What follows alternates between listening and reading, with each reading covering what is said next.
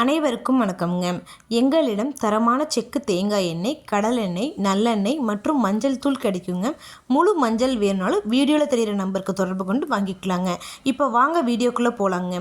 ஈரோடு மாவட்டத்தில் உள்ள ஈரோடு ஒழுங்குமுறை விற்பனை கூடத்தில் 3/3/2026 அன்னைக்கு நடந்த மஞ்சள் மறைமுக ஏலத்தில் மொத்த மஞ்சள் வரத்து 3674 மூட்டை மஞ்சள்ங்க.